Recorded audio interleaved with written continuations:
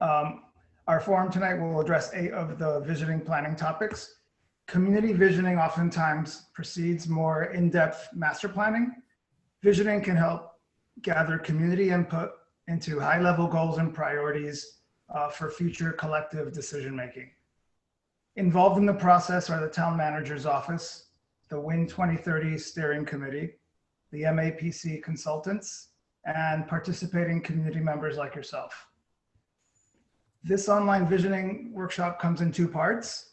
This real-time Zoom event for those of you currently logged on, as well as a part 2 online open house survey that will be live for 2 weeks from tonight, October 15th, until November 1st.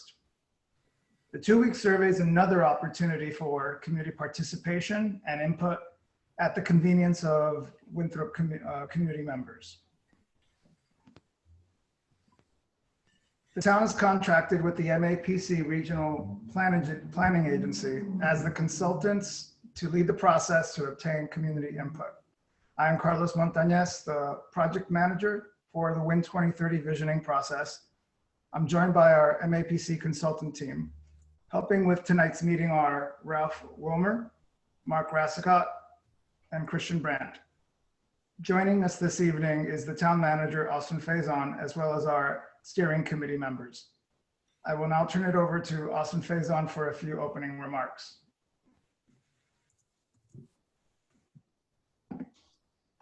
Good evening, everyone. First of all, I want to thank everyone who's joining us and participating.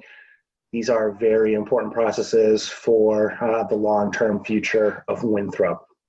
I'd also like to thank the MAPC for being great partners throughout this process. You know, it has been long and arduous because of the current temperature of our circumstances, unfortunately. We've had to have 2 visioning meetings, large-scale ones virtually, which is different.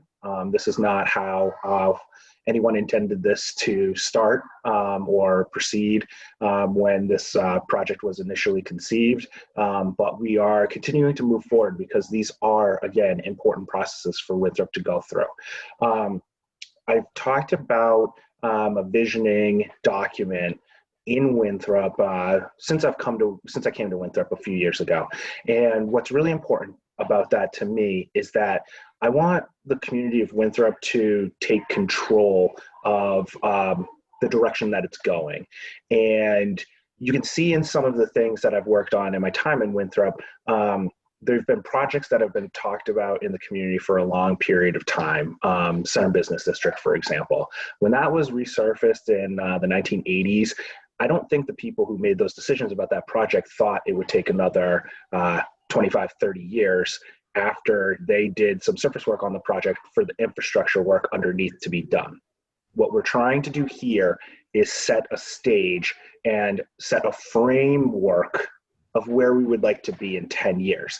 And what this visioning document will do is it will help inform the planning department that will have a director in 2.5 months from now.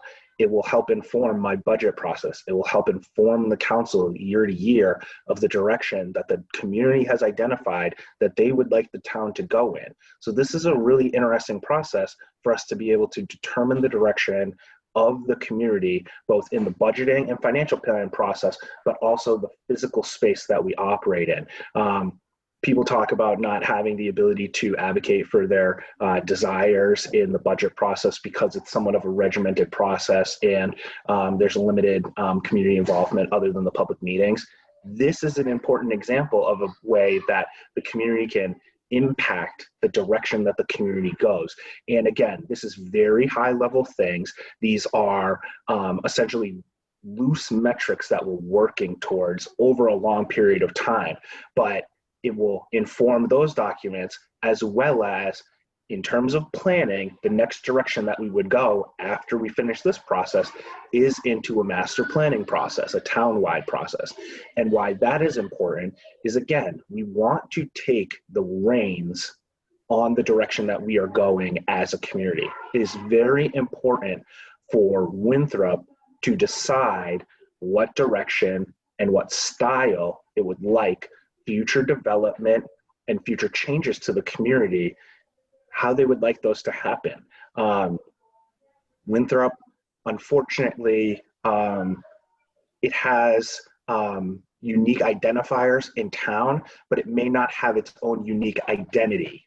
And that's what this process can help us do. If we want to embrace a vision, again, longer term, of a direction that we would like to take the town, this is the process. This is very important for us to do to encourage ourselves and our neighbors and everyone in the community. I'm going to be working very hard, again, to have as many people as possible in this community fill out and participate in this survey. We want this data because we want as many people in the community to feel like their voices are being heard and represented in this process. It's a, you know, I talk about voting and those types of things frequently.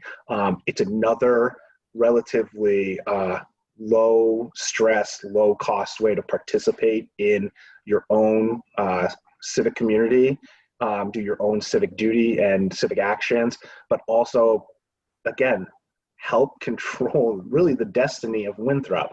So this has been a really exciting process.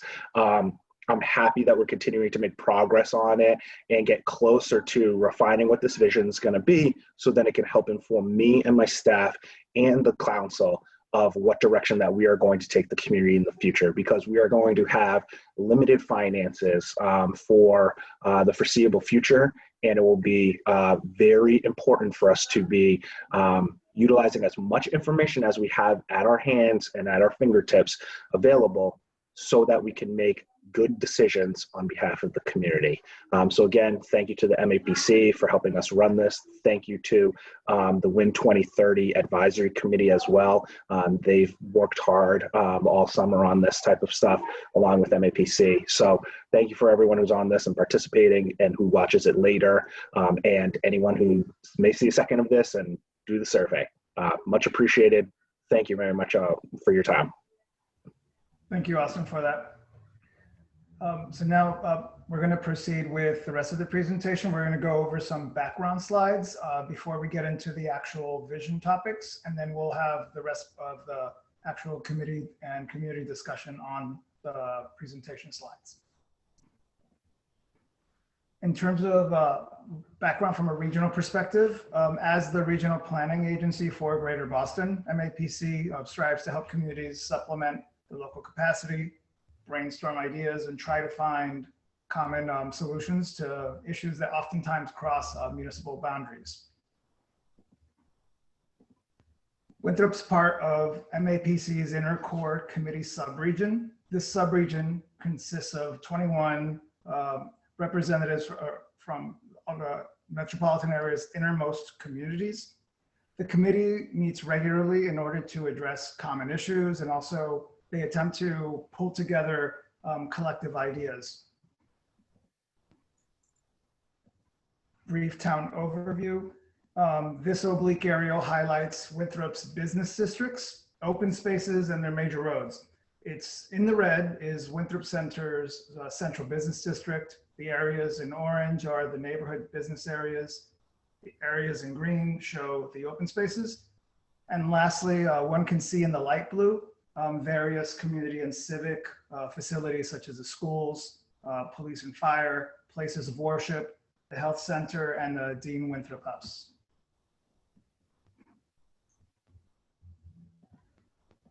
Here we have a closer perspective of the neighborhood anchors, where much of the town's civic, shopping, work, and social activities take place. In addition to Winthrop Center with its 2 squares, we can see activity nodes such as Maggie's Corner, businesses in and near Crystal Cove Marina, and the Main Street cluster near Atlantis Marina.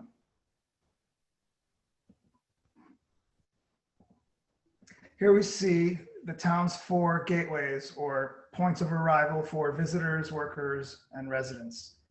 In addition to the town's 2 road gateways via Revere and East Boston, one can also arrive by the Blue Line with 2 connecting buses, as well as by ferry service via the Aquarium, Quincy, and the Seaport. In terms of assets and opportunities, Winthrop is one of Massachusetts' most compact communities. It has distinct neighborhoods. It's a coastal community with a scenic landscape, and it has a dedicated small business community. Recent and ongoing accomplishments include the newer central business district zoning, as well as the CBD sewer improvements that will help to continue to unlock town potential. An outdoor learning center at the Belle Isle Marsh Ecology Park is also underway. Other assets include the existing bus routes, there's 2 of them, connecting to the Blue Line service in East Boston, as well as the town's own ferry service. Compared to the state average and comparison waterfront communities, Winthrop has a higher public transportation use and shorter transit commute times. Lastly, Winthrop has an evolving bike and walk network. In terms of challenges, there are various recent planning studies that we highlighted during the first public forum. The following are some of the challenges that we noted facing Winthrop. These include the presence of numerous underutilized commercial properties that generate limited tax revenue for the town. Population has been declining since the 1970s. At the same time, it's been aging. There has been a 41% job loss between 1990 and 2010, which is an opposite trend of a lot of other comparison waterfront communities.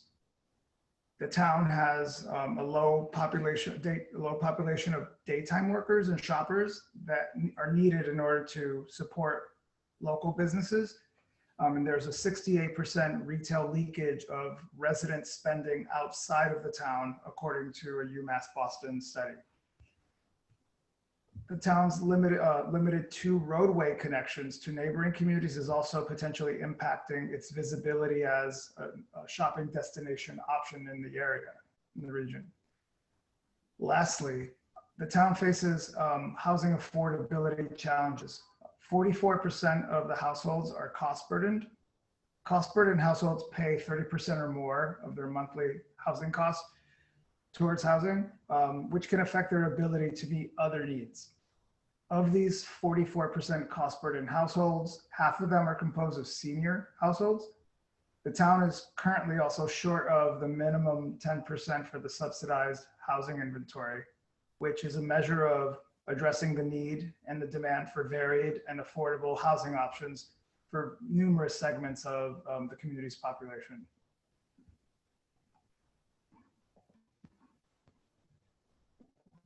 So in terms of the purpose for a vision, community visioning allows for collective brainstorming of ideas. It synthesizes the community input into consensus goals, and those consensus goals are then used to be able to draft together a vision statement. Those goals in the vision statement can then be used to help community members reflect on priorities and make decisions together that are grounded in some form of common understanding. Thus far, we have started to see some emerging ideas. As part of the first online Saturday public forum in May, we had approximately 36 community participants. Following that Zoom event, we had a 6-week-long community survey that resulted in 378 respondents to the survey. Based on this initial community input, we're starting to see emerging consensus goals on some of the visioning topics. On your screen is a brief sampling of some of them.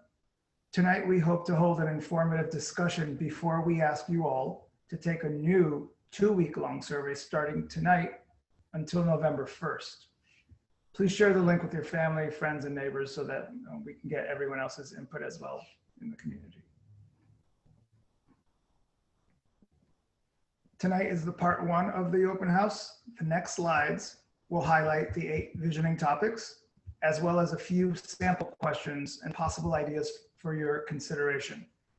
We will then have a committee panel discussion, followed by a fuller question and answer session afterwards.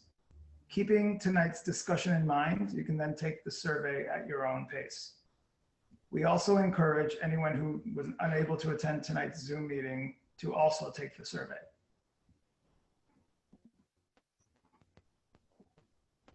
So I want to thank you again for making time tonight. Again, tonight's discussion is intended to be food for thought.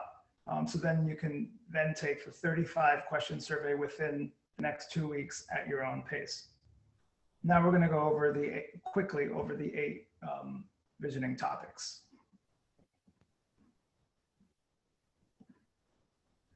The following are a few questions and possible ideas intended to spark a community discussion after the presentation. We worked with the Win 2030 Advisory Committee to draft a 35 question community poll in order to start eliciting ideas and goals for the vision report.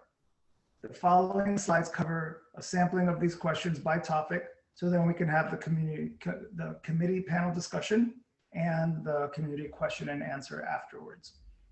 On the topic of housing and neighborhoods, some questions or ideas we could consider are there any concerns with current living conditions or neighborhoods, such as affordability or housing insecurity? What kinds of amenities do you want in your neighborhood? Potential ideas could include tot lots, dog parks, or others that you can suggest.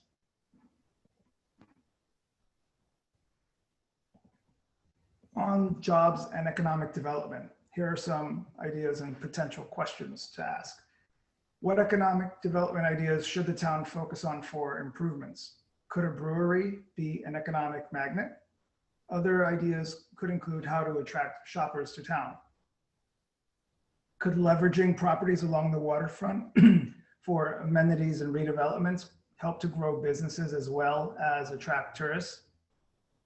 Are there new transformative opportunities, such as redeveloping key public properties that could provide multi-purpose facilities and projects that can serve residents as well as bring economic growth to town?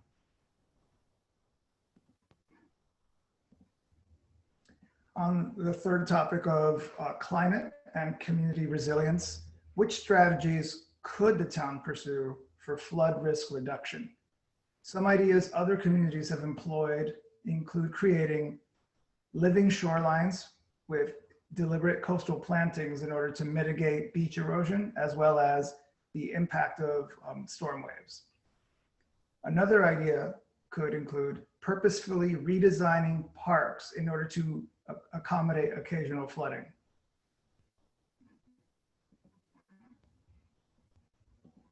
On the topic of public facilities, what opportunities exist to enhance existing public facilities or create entirely new ones? Some things we could consider are a possible greenway extension from Constitution Beach in East Boston to Orient Heights and ultimately to the town of Winthrop, or possibly a boardwalk or a gazebo and other improvements at Crystal Cove. Another idea could be incorporating public art into a lot of the central business district developments.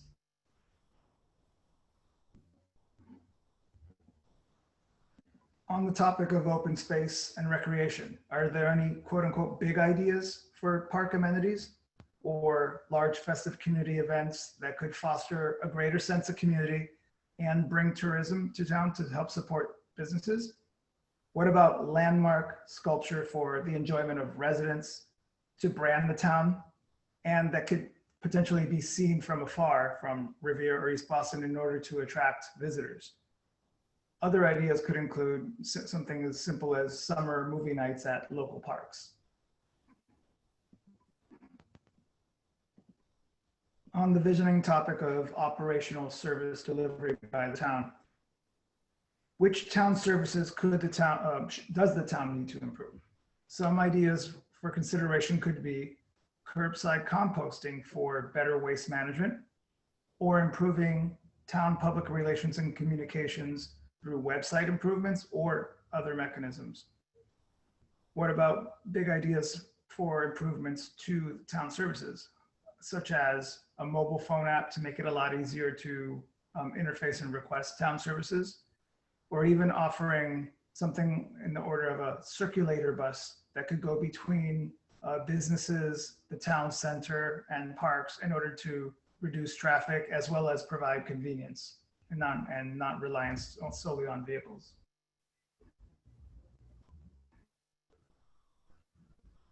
On transportation, what concerns you the most about transportation in town?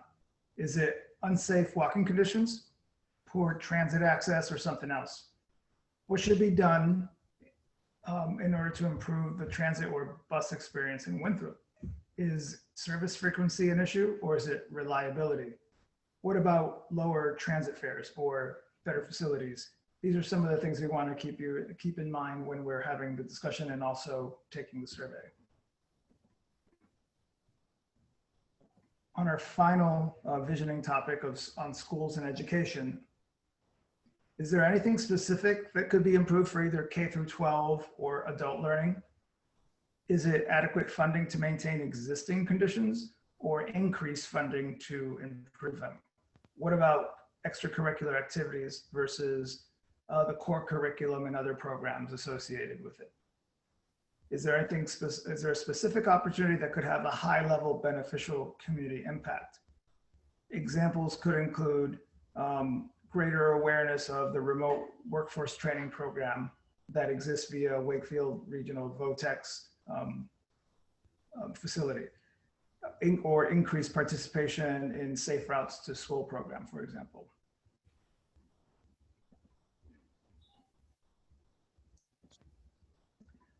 So those are the 8 topics. Now that we've covered them and a few sample questions and ideas associated with them intended to kind of frame our discussion, we'll spend the rest of the evening with a 40-minute committee panel discussion. And after that, we'll follow it with a full 30-minute community question and answer session. Once we've concluded both of these portions of the meeting, then we will ask everyone to please complete that community survey that's highlighted in the link on the bottom of your screen.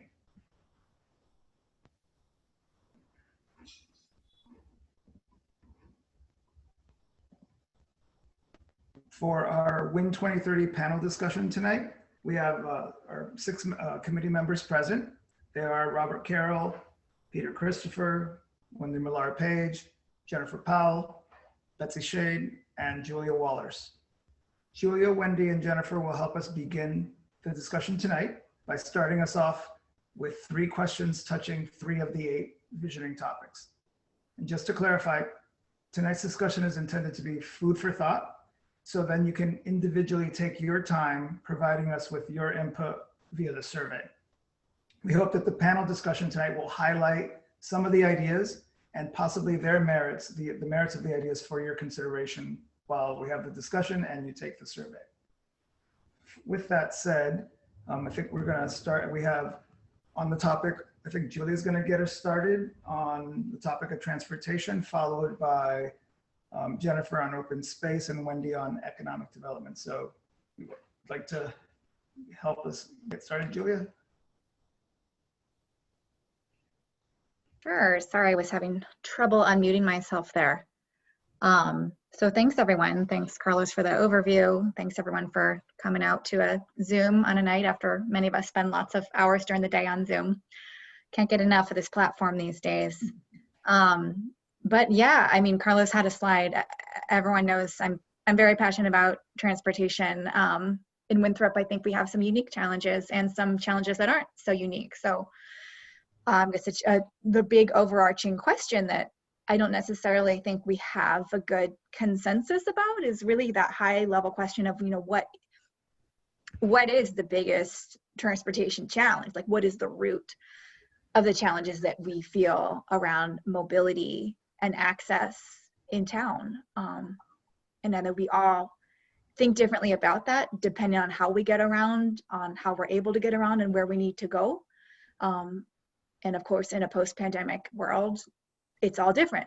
Mobility has been dramatically impacted, but the challenges remain the same. So that's a big question that, that I would put out there.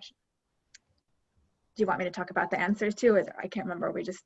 Sure, yeah, so this is intended to, you know, to discuss your ideas in response to the question, pose them to other committee members and have community participants benefit from, you know, the pros and the cons and the merits of these ideas. Yeah, well, I guess I would say that, you know, what's unique to Winthrop in our transportation challenges is that we have limited access points as far as getting in and out of town. That's, almost to the point of like an island would experience. But at the same time, we have fairly good connectivity to the region once you do make that trek, crossing the line or the bridge. But within Winthrop itself, and that's what I think the purpose of this visioning process is, really to look at transportation within our community, not just how do we get out of it, how do we get around when we're here, and then when we need to access jobs and goods and services, which most of us need to leave town to do, how can that be a better experience? But when we're in Winthrop, I really like to look at we're such a small town. We have such a tight-knit network of streets that are actually very well connected.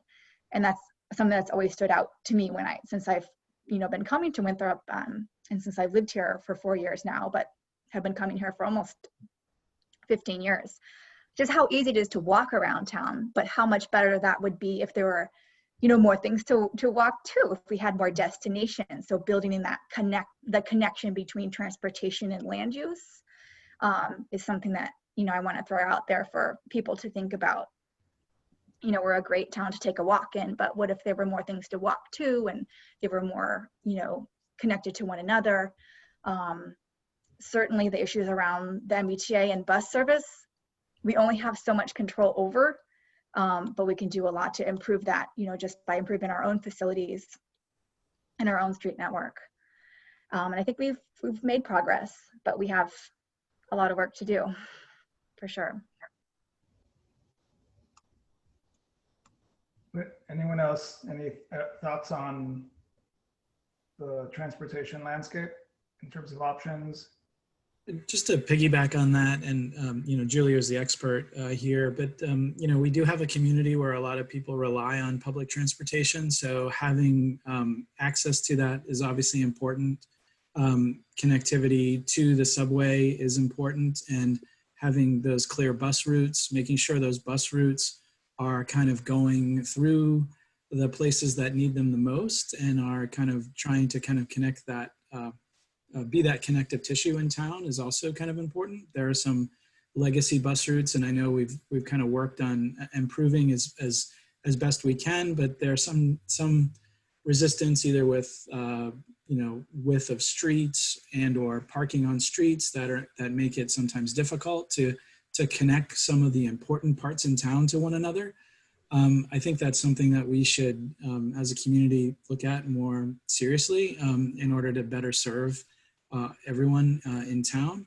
And then thinking about connectivity, not only to the one place we're used to, which is the sort of blue line, but is there other connectivity that will help folks get to Target, or something like that outside of town, or go the other way to Revere, because we're kind of a one-trick pony going to East Boston. So I think those are all things that we could consider to improve. And I'm again just thinking about the public transportation, but we do have we have lots to kind of think about too. Just, I know we have transportation committees that are looking at the speed of roads and signage and things like that, and that all contributes to a very walkable community, but trying to get the speed of the cars down so we all feel safe biking, with our kids walking to and from school, which we're all encouraged to sort of do.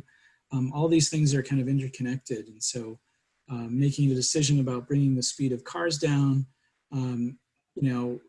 helps you feel safe walking, or helps you feel safe just being in your front yard, right? So that's all I think what we should need to think about, what kind of community we want to have.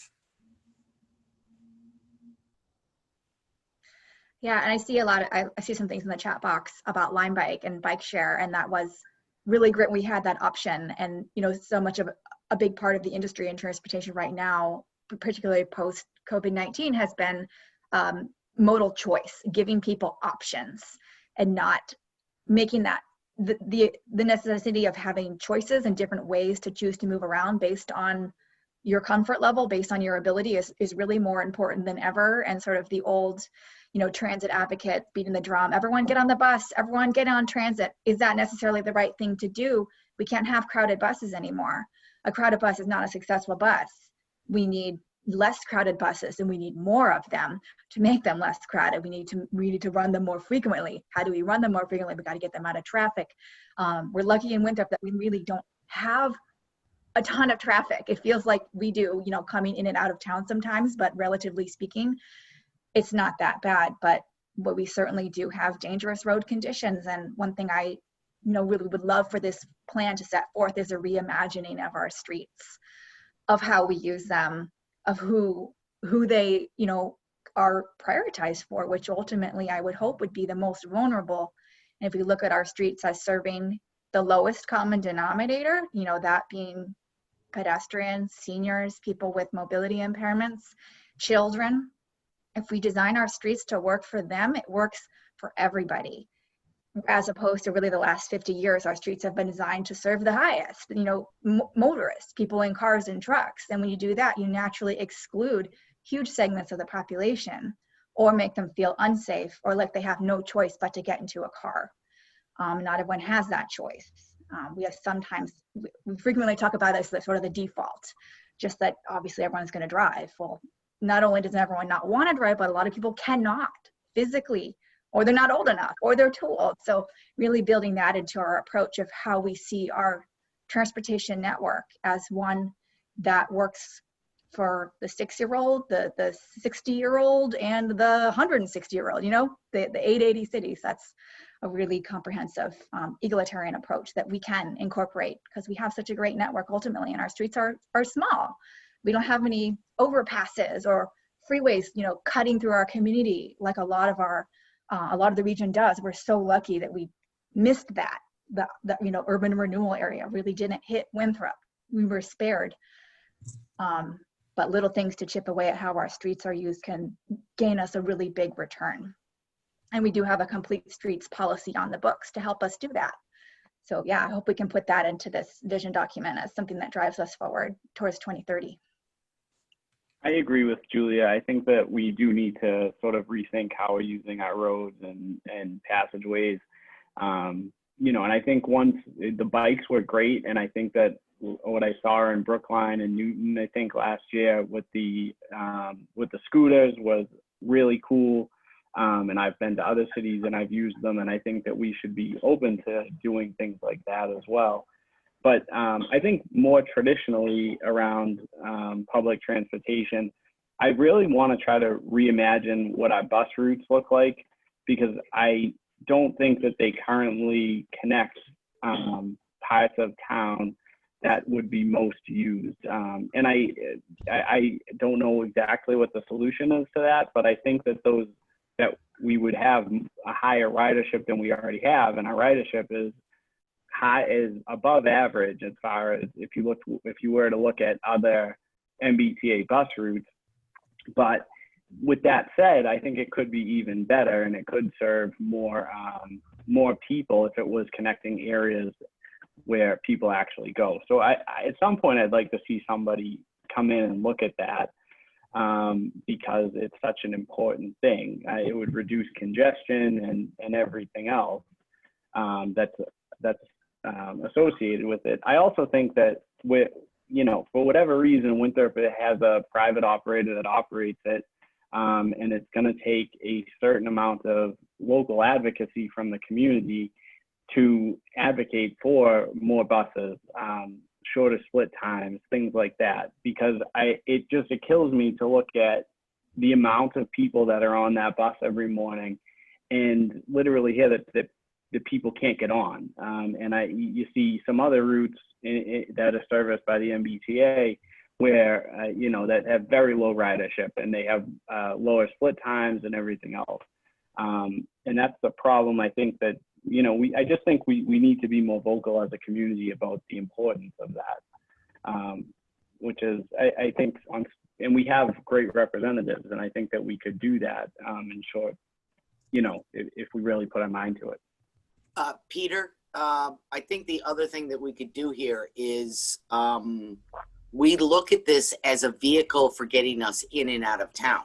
That's it, right? Yep. That's what the bus does for us.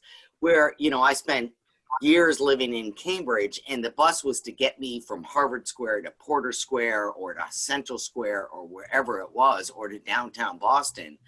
The problem we have here is also a marketing or I'm not sure what the right word is, a visual idea that it's all about getting out of town, but not getting from Around town. McGee's corner to Delby's corner. And we haven't done a good job letting people know, or the bus route necessarily time-wise doing that. Like, I walked a lot today. I could have walked faster, but it might be reminding people that you can jump on at one place and get off at another place as you would if you were in a more urban environment. And so we make the bus about, in my opinion, for me, it's always been, how do I get out of town? How do I get back? How do I get to the blue line? How do I get back? And we've got to look at a way to change that vision. Yeah. Could you Well, Go ahead. Go ahead, Peter. Okay. Quick. I think that the app has been a great tool for that. You know, I think if you look at that, and I'm on it almost every, you know, at least before the pandemic, I was on it every day. But if you know, that's a great tool, and I think we should do a lot of work to promote that. But I also think that the reason why people don't necessarily use it the same way that people use it in Cambridge and everything else, I think the number one bus that goes along Mass Ave has one every 3 minutes at some point. In Winthrop, at best, you're waiting 12, 15 minutes. If that was something that was a more reliable service, I think people would be more likely to use it to get around, to go to Crest Ave from the center or wherever you're going. I think we just need to really just make the case, I think, a little bit more strongly that this is something that we need in Winthrop. But I'd go back to what Julie was saying, which is, I think we have to talk transportation in a bigger way. You know, my car was in the shop today. I walked everywhere. It was perfectly fine to do. You could bike places. You can take a bus. You could take a taxi. Just like, again, the various choices of transportation, and to remind people that there are options out there. Yeah. Yeah. I mean, I had probably 3 different people today say, oh, I'll give you a ride. And it's like, I can walk. It's okay. Like, we don't market that or remind people of that well. No, I agree. Yeah, but there's little things you can do with space to send that message that, like, we are a community that values walking, that values biking, that values transit, and that driving is part of it. It's all part of the microcosm of transportation. And, you know, little things go a long way that we just don't have a lot of here, like signage and, you know, raised crossing, traffic calming, things that send messages through the built environment that this is how you behave. You know, if you're walking, you're not, you know, a poor person with no option that someone's going to say, oh my God, are you okay? You need a ride? Like, no, walking is actually a really great way to get around Winthrop. And we can, there's so many ways we can do that. Sorry to cut you. A lot of it is perception. I remember going to a meeting and I showed a graphic of, you know, where we all park when we go to Target is pretty much the middle of the parking lot to go to the front door. And sometimes we're going to the seasonal aisle or the electronics, which is in the back of the store. And that's, you know, nearly twice as far as from French Square to the parking lot nobody wants to park in because it's too far away, you know. And it's just, you know, something you get kind of used to doing, and you get programmed that if you're not parked right in front of La Siesta, it's too far. And, you know, so there's definitely some attitudes and kind of social programming that needs to go on with it. But it's such a wonderful small town to be able to walk around. And as my kids get older, allow them to walk around, allow them to drive their, you know, ride their bikes around, and to feel sort of safe about it. But there are some, you know, roads that are supposedly 20 miles an hour where people are going 60. And those are things that I think we need to talk about as a community of, you know, does that haste of you being able to get home, is that worth the risk it is and the effect it has on the whole community? So Carlos, how much time are we long? Or So, yeah, it's a great conversation. Cut us off, man. You got to keep us in check, buddy. We just want to see if we could sample, at least feature the other 2 topics, and then we could circle back to the transportation if people want to. Yeah, we barely scratched the surface on it. Yeah. These are all big buckets. Right, so I think we have Jennifer, who is volunteering on our committee to put forth a few questions or ideas on open space and recreation. Yes. So considering that everything that we normally do in town has been upset by COVID, you know, thinking of some of the wonderful outdoor things that we've been able to do. But looking ahead to a time when we can do those things again, are there big ideas for park amenities or large festival areas that will not only foster a sense of community, but also maybe bring tourism to town? You know, and for me personally, I think that we've got the landing going, a lot of changes are happening down there. That to me presents a great opportunity to do something down that way. And then also you still have the center. You know, we had the farmers market for a long time, and that was great. There was some concerns about where that was located and where that should be located. And then, you know, we've had the Winthrop days, we've had you know, Julia's been good enough to sponsor the Halloween ride.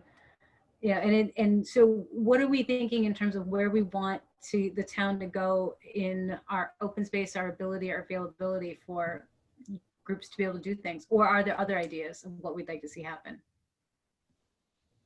That's great. I'm going to jump on the landing thing because I like that area, and I've been to many other sort of ports and stuff in New England, and we have this kind of funny geographics where our center is not really close to our water. And that's kind of been, you know, kind of maybe forever the problem, where the foot traffic and the place where you kind of want to be is not really connected to the place where people are selling things. But I think there's things we can do as a community to allow for vendors, food truck or ice cream or whatever. And they could be satellites of some of our own businesses to not sort of, again, you know, punish the businesses that we have in the center. But, or, you know, can we lease a pop-up store out of the little building that we have down there? That building was supposed to be a ferry terminal, and now it's expanded to hold the kind of police force, the water police force. I'm blanking on whatever that's called. You know, can you lease that? Can there be an ice cream place? Can we rent kayaks there? Not the town of Winthrop, but the town of Winthrop just rents it out, and someone else is worried about their business plan. But it's just a thing that, you know, would be interesting, bring people down there, give people something else to do, and could, you know, support some of the businesses in a different way with maybe a satellite coffee shop or a satellite burrito place from La Siesta or something.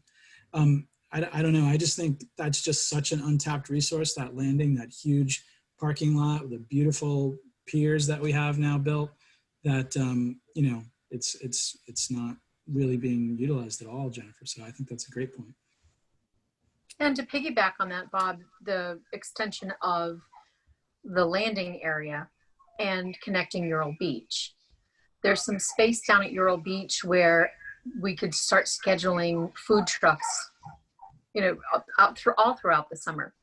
And working on getting that area. It can be the same thing as a small pop-up that might happen, you know, for kayak rentals or windsurfing, or, I mean, there's so much potential there that's untapped and unused that I think as we talk about creating what Winthrop's identity should be, we're so underutilizing the natural marketing of the seashore.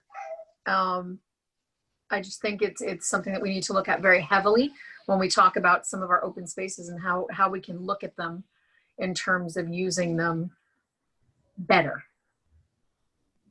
So I'm going to tie that back to the transportation issue, which is, while it may seem like a beautiful big open parking lot, when you get the boats there and you get any events going on, it fills up really quickly. So you want to not overuse it to the point where you can't get the boats. I mean, the point of it is to have landing, you know, having the boats coming in and out.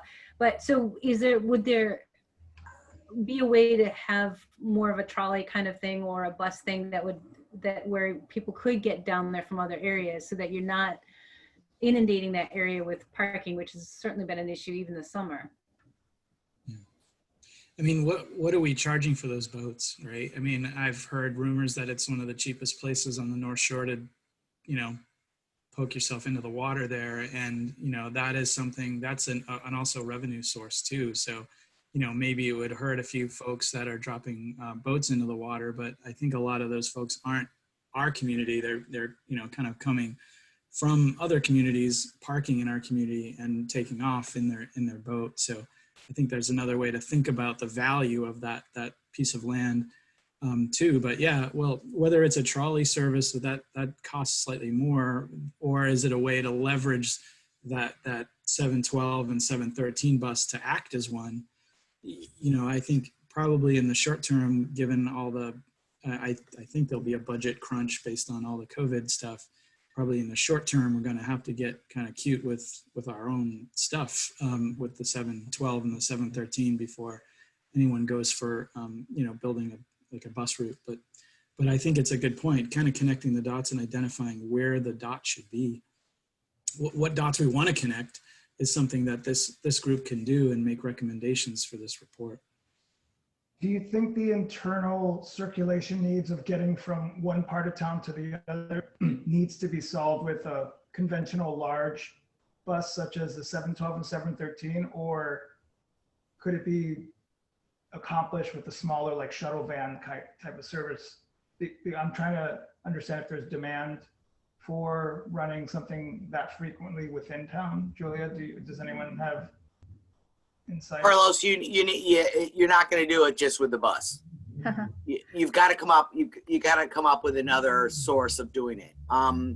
You know, as the Chamber of Commerce, we've looked at it from a number of different angles without a solution yet. But the truth of the matter is, let's just look at, you've got a huge population of young people sitting over at the seaport. We've got a ferry that can bring them over here. They've all got golf bags in many of those apartments with no cars. And if they could take the ferry across and get to the golf course and potentially use it on its public days, but there is a void between the landing and the golf course. And, you know, Terry Delahanty, Chief of Police, and I have sat down with Sean Clune, who owns the taxi company, and looked at taxis, and we put taxi stops there. Could you come up with big golf carts that you use in Florida, which would then grab those people and take them to the golf course or take them to the center of town? Those are all possibilities. They haven't been resolved yet at what that might look like, but I think that's the picture of the way you want to look and turn us into, you know, a waterside community.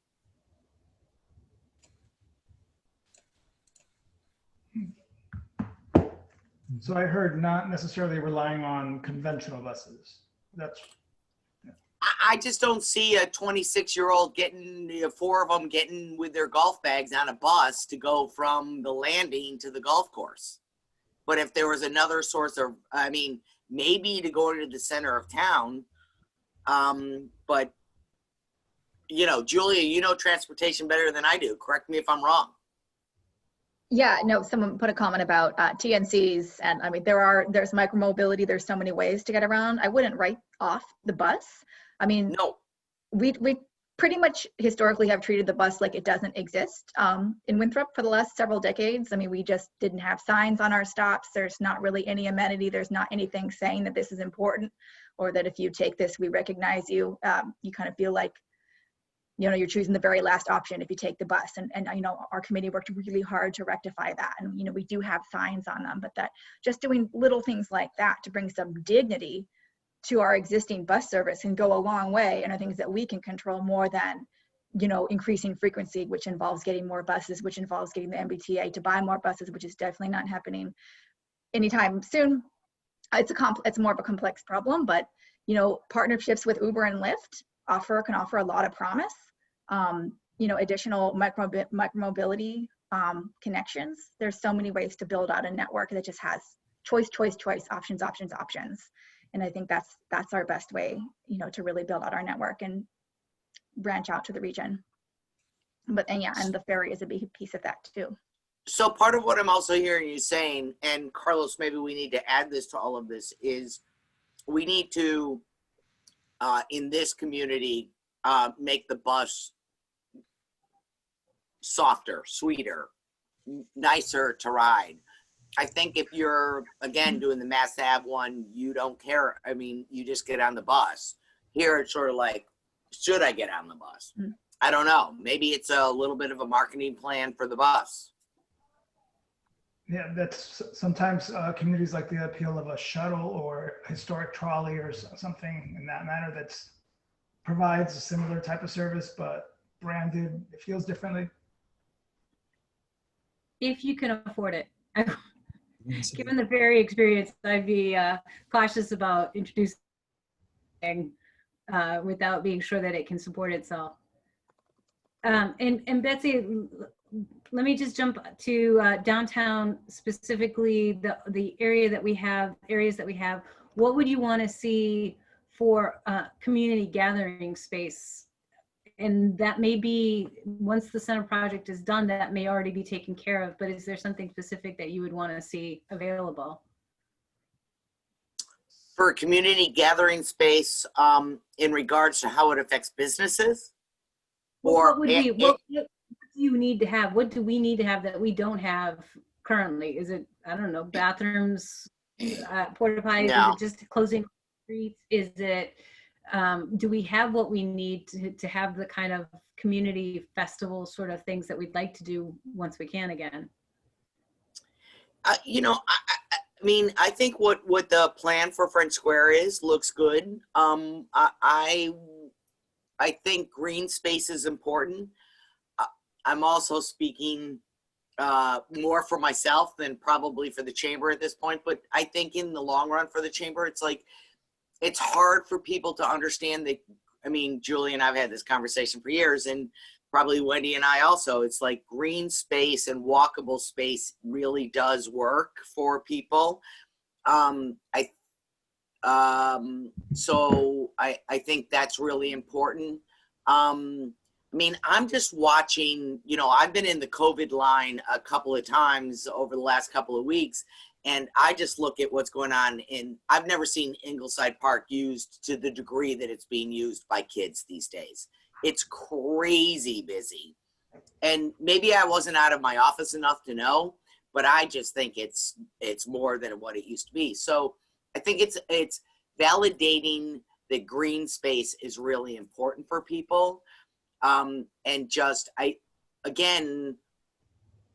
this community just needs some time to get used to it. And I think it's important in every one of our business districts, if we can find it.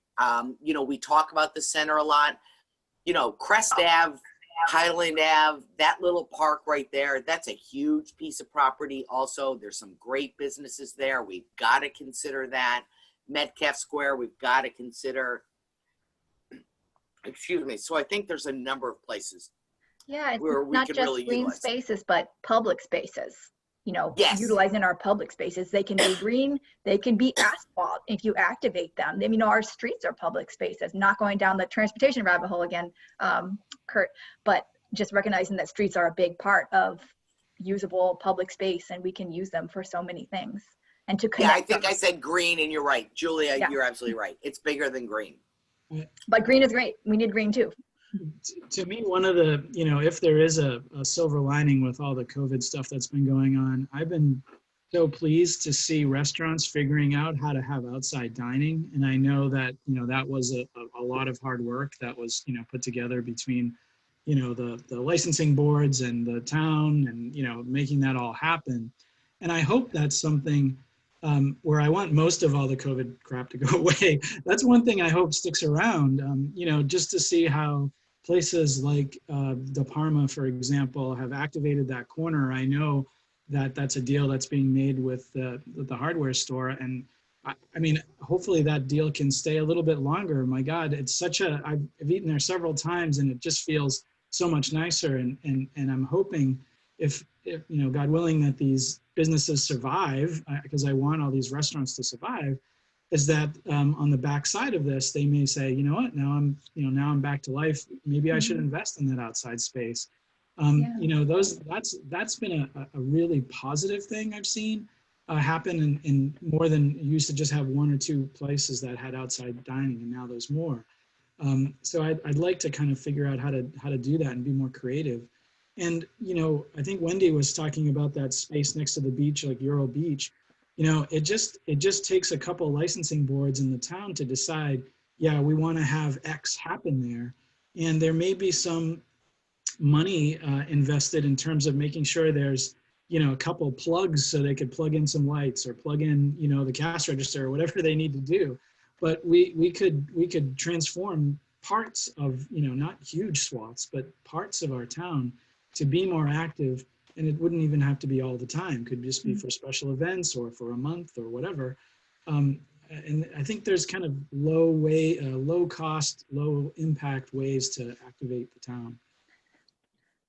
Totally. Yeah, and I'll just add, at the council meeting next week, we're taking up a permanent outdoor dining ordinance.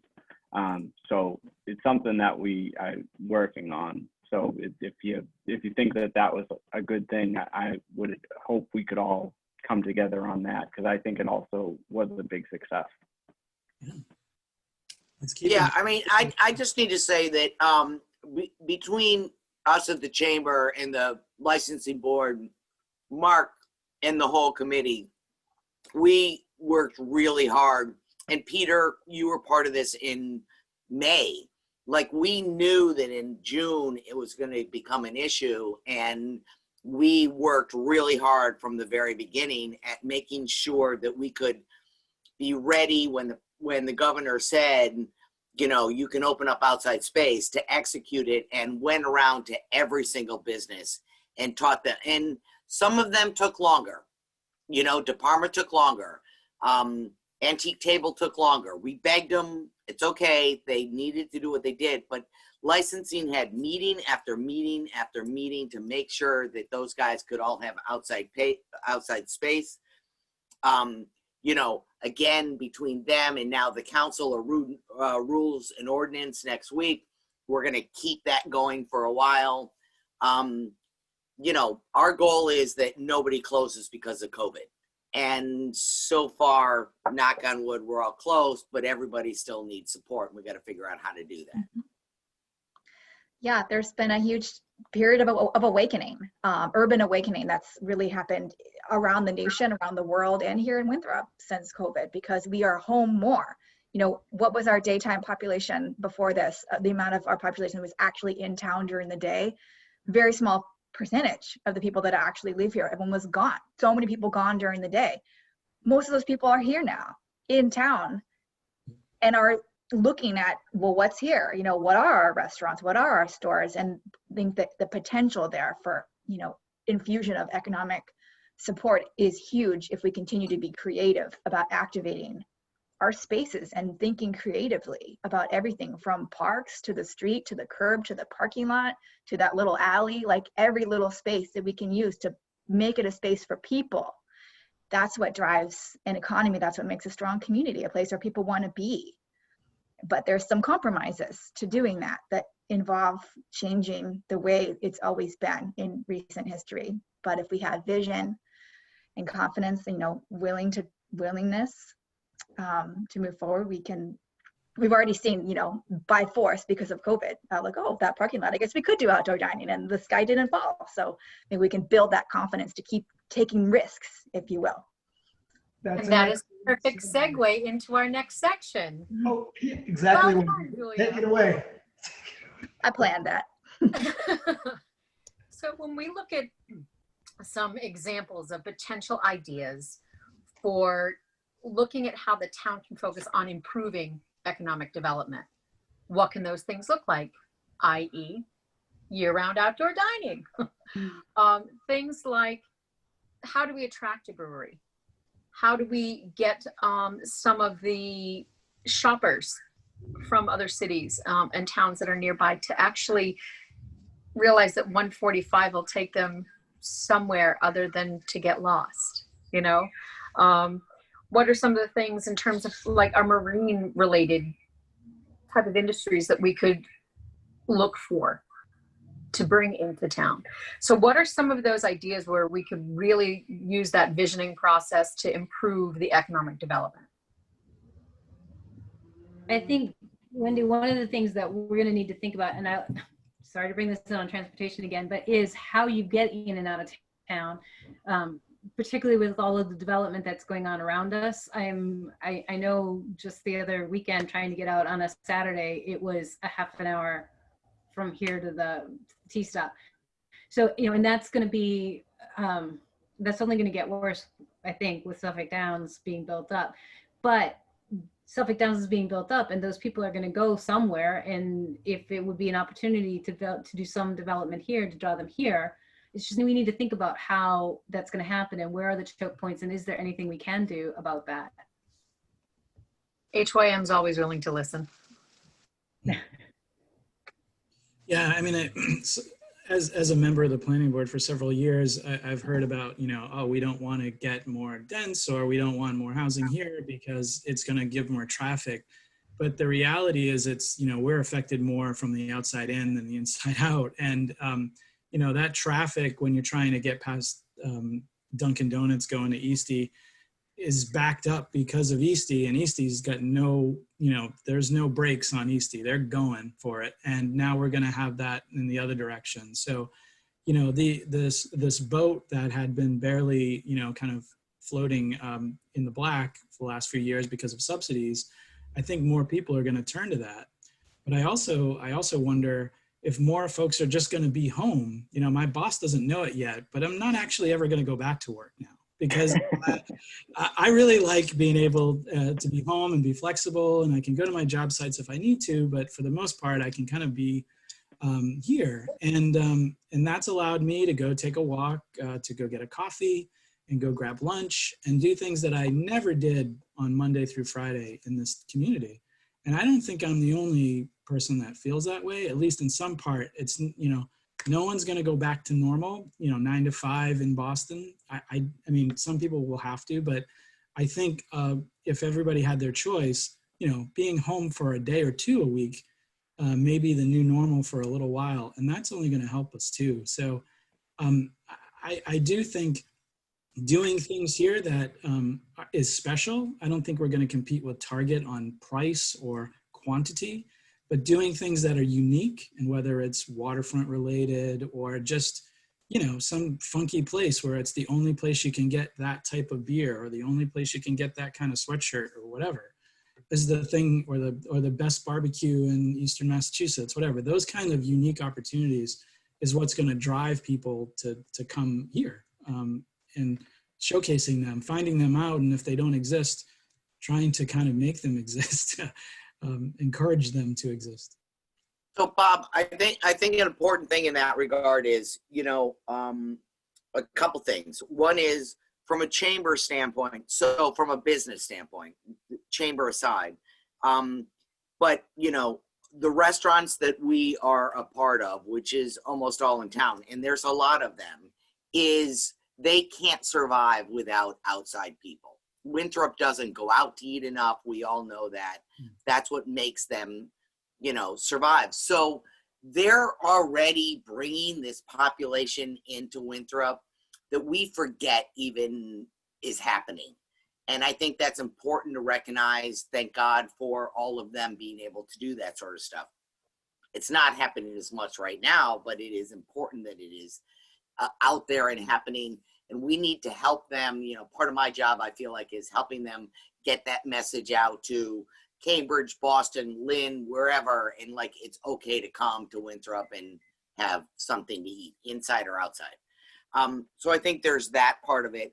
And then I think the other piece is what you're saying, which is, if we're all staying home and working at home and you're walking to the local place for coffee, where normally you drive into the city and then get your coffee or take your coffee with you, you've just given money to the center, to Winthrop. And we all need to be doing that. And that's how we're going to help these guys stay alive. The winter's going to get ugly, I guess. We don't know, but I'm scared about it. And we've got to try to keep, you know, I feel like, you know, what I want to do is have nobody close because of COVID. I don't want anybody closed because of anything, but in particular COVID. So how do we keep, you know, supporting everybody as we're doing this? And that's one thing. And then going back to Carlos and what we're trying to do here tonight, which is another whole thing, is what's the vision down the road when we're in this place where we don't know when down the road looks what we want it to look like. And that's one of the things we had talked about as a committee too, as well as how do we work on the COVID-19 environment? How do we help the chamber, help the businesses? What are some of the things that we can do at a local and state level for the current businesses or businesses that are hoping to open right now, that are looking for a home? Are there things that we could help facilitate in terms of that economic development a little bit? So one is the, you know, the economic maintenance of the current businesses we have, but in terms of the folks who are still willing to open a new business right now. And there are a few of them, surprisingly. But part of the focus, I would think, for us too, would be to look at what are the types of businesses we do need here? What are the things that are actually going to have potential viability? I mean, is it just going to be a sock shop? You know, we sell socks. Or is it everyone needs socks? So that's the kind of thing where we were kind of going with that, was what are some of the businesses that somewhat based on Winthrop as who we are currently. People have often talked about looking at some of the smaller niche type of businesses that we need, and how can we look at it to get people to come here, to want to invest in the community, or people that we have here now with those ideas, how do we get to help them jumpstart to get them going? So Wendy, one of the things that, you know, I think you and I have probably talked about in the past, and I've had conversations with friends of mine who are developers and architects, is housing drives retail, not the other way around. And we always think retail drives housing, but it doesn't. So, you know, as we look at 1026 potentially finally getting developed, and what are those 20 something units or 18 to 20 units going to need in the center in order to do something, because housing drives retail. You know, what happens when some other of the properties in town are looking at getting developed? What's going to happen? I think we got to think about what are those businesses that will come after housing drives retail, instead of just like, what's the next retail thing you and I have had this conversation, probably joked about it, you know, 8 years ago. It's like, yeah, you can't buy socks in Winthrop. And that's a sock joke, but in right. all honesty, to understand how that flow works, it's more a matter of, we know some of that housing's coming, and we're looking at developing, and we're looking at some of our other empty spaces that have the potential to become housing, and looking at them as multi-use, having a mixed use. And that's part of the thing that we need to really examine as a town. How do we come to an understanding that mixed use building, you can have first and second floor be some level of retail and offices, and then your third and fourth floor, if there's a fourth floor allowed, to be housing. So I think there's some things that we need to look at as a town, and as we're working on rules and ordinances for buildings and things with the different committees, what's going to be acceptable to make economic development also viable. I think the other thing we have to talk about is what the tax implications are in those things, because we're a community that's got limited resources coming into our budget, and what is additional housing, because people are very scared about too much housing. What's additionally tax base going to come with some of those developments? And that's why I encourage them to all have retail, because we need And there's definitely a lot of myth busting that needs to go into that conversation to defray Yeah. our sort of fear of housing, that more housing equals more cars. It's not the case. You know, more housing equals more people, but how you develop your community then shapes the kind of vehicular traffic that everyone's afraid of. You know, there's this concept called the 15-minute neighborhood. I know we're trying to move on. I just want to throw it out there so everyone can look it up. It's really, you know, Paris has really embraced this. Multiple communities throughout the US have, but we could actually do that in Winthrop. It's really about looking at having everything you need within a 15-minute walk of your community, of your house. If you can't walk, then of a shuttle ride or micro mobility or, you know, the ride. There's always ways to accommodate people who cannot walk and bike. I just want to be clear about that. But the economic development conversation is so important because it makes our community more, we're able to add more housing without it generating more air pollution, more traffic congestion, because we have more things for people here and people can live and work in their community and, you know, walk to their groceries and to school and to get their hair and to get socks. You know, when we have that here in this community, we're not a bedroom community, which we really are right now, where people are just leaving, often by car, but it doesn't have to be that way. And we can shape our future so that it's not. We can increase our population, have more foot traffic, more businesses that get more customers during the day, so we can have, you know, lunch, more lunch places in the center because people live there and they're working there. And then, you know, we have a vibrant, you know, robust local economy without all the implications and the consequences that often hold us back because we're afraid of them. Thank you, Julia. That was a great way of putting that together. Right now, I think we're running slightly behind, so we wanted to give an opportunity to anyone else who hasn't, other than the committee, to be able to ask questions in response to or reactions to all of this robust discussion that we have had together before we conclude tonight's meeting, and then we can, within the next 2 weeks, take the survey. So Christian, if I could ask for your assistance in how do we, right now we're asking people to either unmute themselves or raise their hands and if they have a question.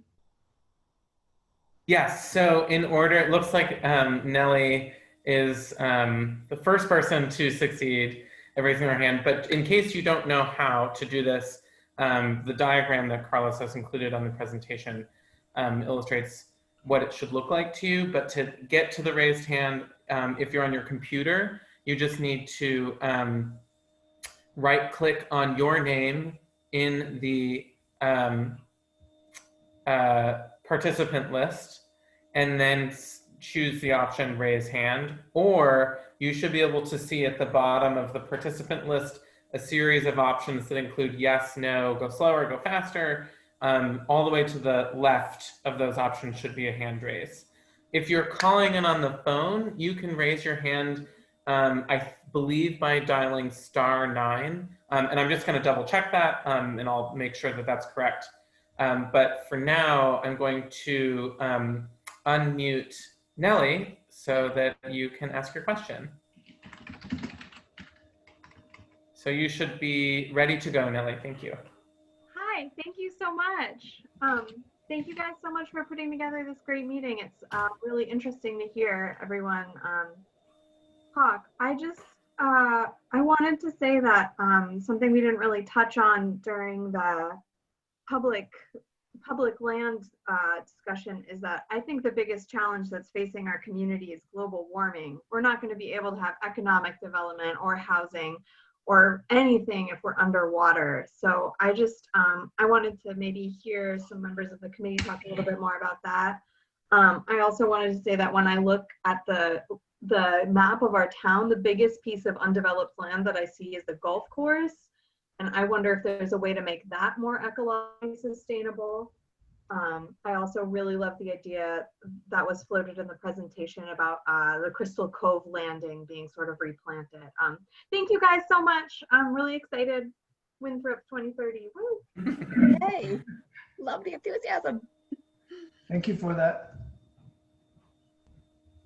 Responses or more questions from anyone? Any other? Well, There were just a to lot- let Nellie know. Go ahead, Wendy, please. Sorry, to let Nellie know that we have been also talking about climate and resilience and the different neighborhoods that might need some additional work. That has been part of the scope, and it will be included in our survey. Very cool. Thank you. Great, thank you, Nellie. I'm going to put you back on mute. And it looks like Kurt has a question. So I'm going to, it looks like I have asked you to, oh, there we go. Perfect. Go ahead. Yeah, I got it. How's everybody doing? Like the presentation, the one thing I always go back to and I think about is we always reference 2010 population.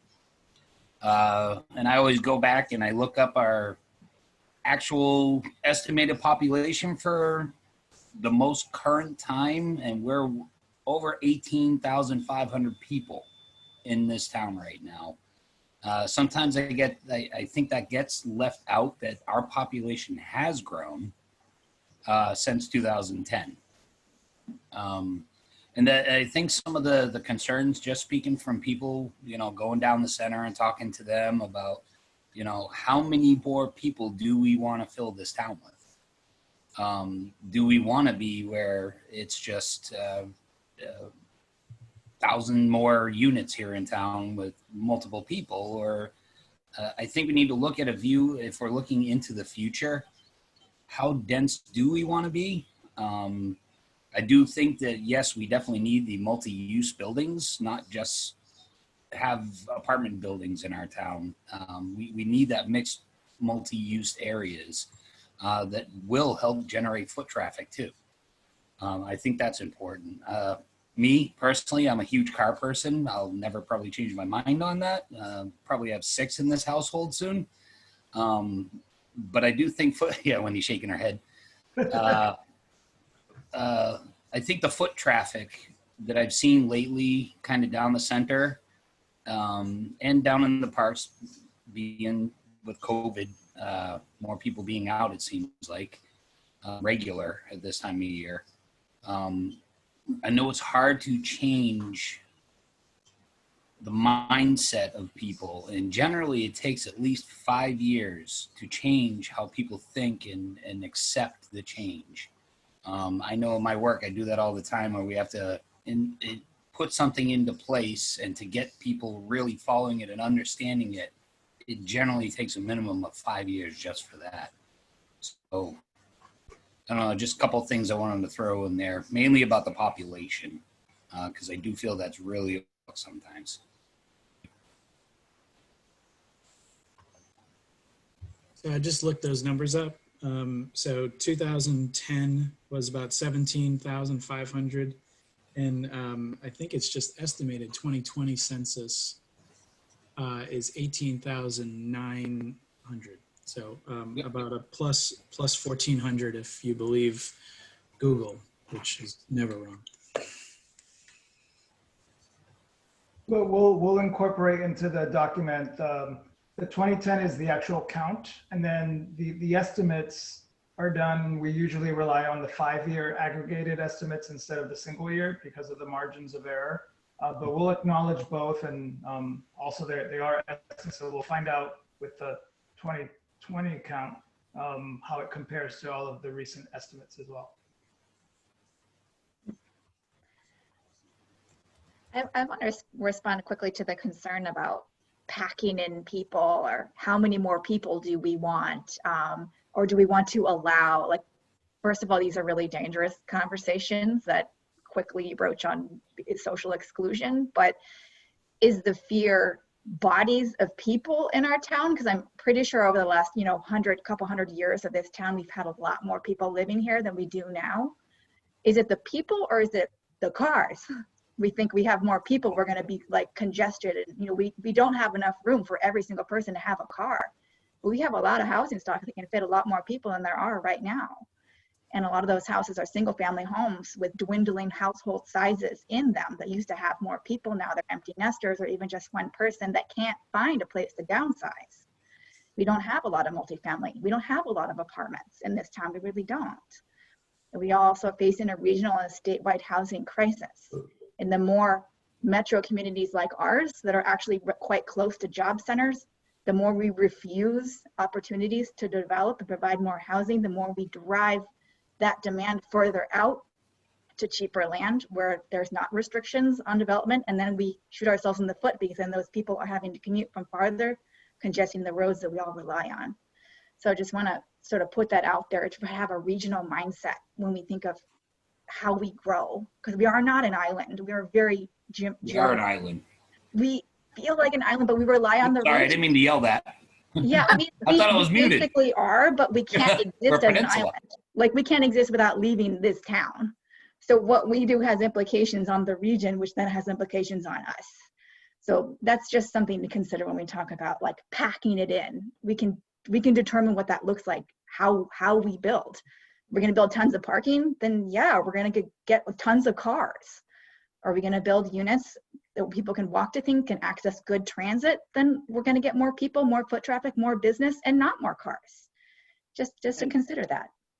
And I think it also really, we also need to consider housing affordability in all of this. I hear a lot of people when we talk about housing in town say that they don't want us to turn into some of the other communities in the metro area that have been, overpopulated, and all of a sudden the costs go through the roof, and then you can't afford to live there anymore. There's been a lot of research done on ways that we can avoid this, and I think that we can do it. We just need to be willing to employ the tactics that many of these other communities that didn't, 20, 30 years ago when they were, building and pushing so many people out.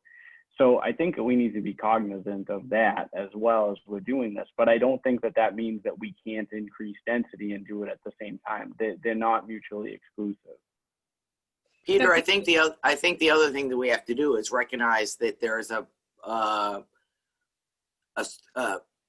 I don't know what the percentage is, but a strong group of our population which is already considered in the affordable housing category. We've talked about this for years in the economic development different committees. It doesn't mean that everybody in Winthrop is poor. It just means that what the number is for limitation and what people make in this community puts them in that category. And we've got to figure out how to maneuver in the best way possible with that, instead of, separating them as huge different categories, I think. And just embrace what is true, which is we got some blue collar, we got some white collar, and we got some people at 50,000, we got people at more than that. And what does that do for us? And what are the percentages? So this is a really great conversation, but we are reaching the end of our time, and I know that Phil has a question. So I just want to give Phil the opportunity to ask the last question, and then I think we'll have to move into the closing remarks from Carlos. So Phil, I'm going to ask you to unmute. If you can accept that, you should be able to talk. There you go. It did. It worked. It wasn't letting me come in earlier until I got to raise my hand. But I just wanted to come on and thank the people from MAPC for taking on this cause and for helping us. I want to thank all of the participants that are on the committee, the WIN 2030 committee, for the time and effort you put in. I look forward to seeing your report. I appreciate the hard work that you're all doing.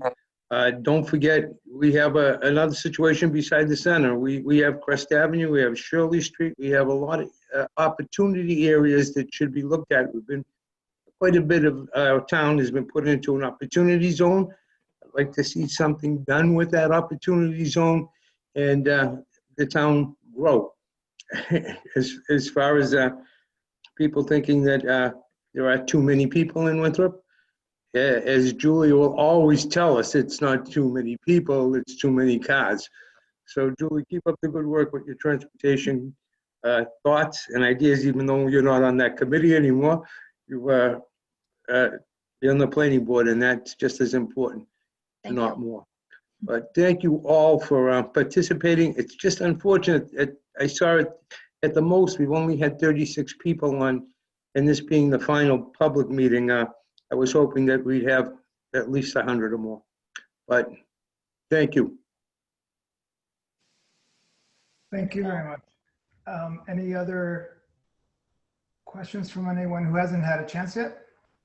We do have one. It looks like Karen has a question, and it is 8 o'clock, so we can choose to end the meeting, or if you are okay to go over a little bit, I can unmute Karen and they can ask their question.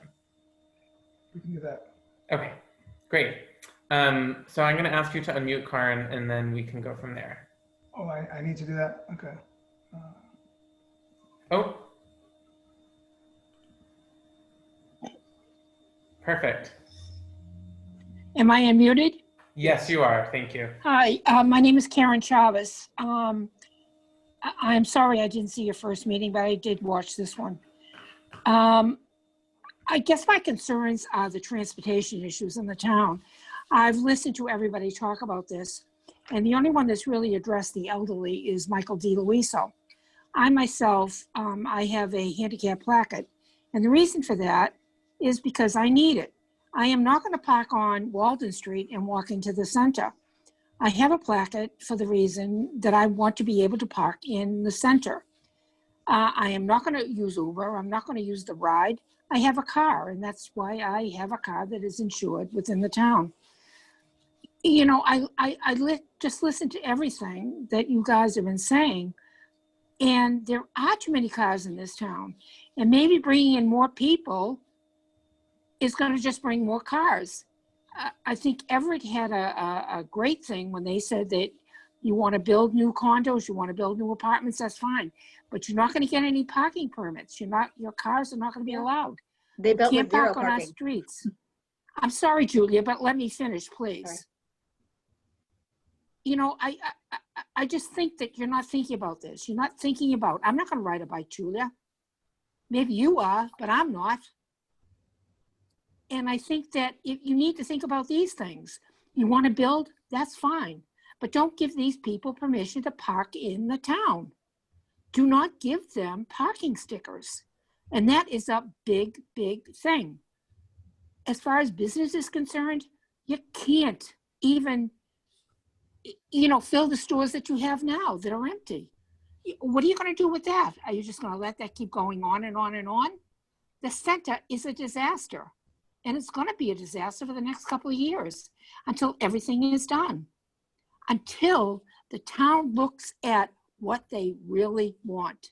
Do you want to bring in a lot more people into our schools? Our schools are already overcrowded. And please don't tell me they're not, because I know that they are. Please start thinking about these other things. Just don't talk about how you're going to bring in business unless you can solve some of the other problems.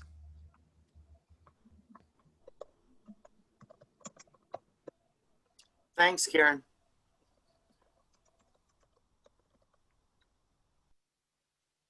Any other questions or comments?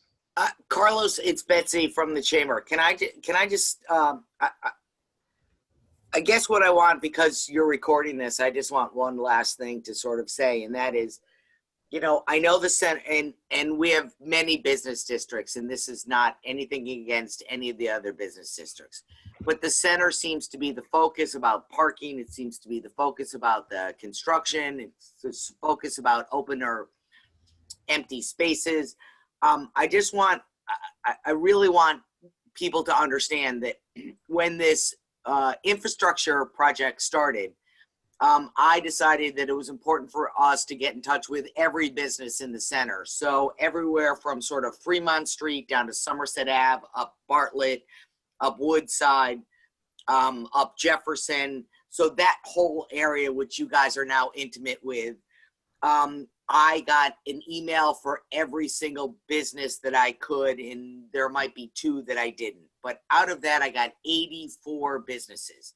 There are 84 separate businesses in the center, and none of those are in empty space. We might have 1 or 2 empty space. I know that we still have some growth to do, but I think that we've got to change how we look at this and that we look at this as if the whole place is empty. It's not. We've got 84 businesses that I email every single week what the center business district updates are to. And we've got maybe 2 or 3 that are empty spaces. So we're not horrible. We've just got some work to do, and we've got businesses to support, and I'll leave it at that.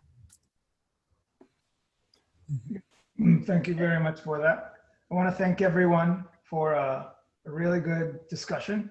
The chat function in Zoom automatically records your comments, so we have that as a record as well. And what we want to do right now is highly encourage everyone to take the 35 question survey in order for us to really be able to get all of your ideas. We were only able to scratch the surface tonight. The last survey, we had 378 respondents. Let's see what we can do in the next 2 weeks. So please share with everyone the link. They can do it on their mobile phone. You can do it on a laptop, desktop. But this is an opportunity for us to get even more input, so that we could start to tease out the trends and what people really gravitate towards and what they don't. And it'll help us greatly to be able to start writing some of the goals and the vision statement for the WIN 2030 Vision Plan report. Thank you everyone very much for this. Is really good conversation. And we'll be posting, I believe Christian is coordinating with Winthrop Cable Access Television to have tonight's Zoom meeting also running on that for the benefit of anyone who wasn't able to attend. Thank you guys for all your support. Yeah, thank you. Thanks, everybody. Thanks, everyone. Thank you. Good night. Thank you, everyone. I'm dead.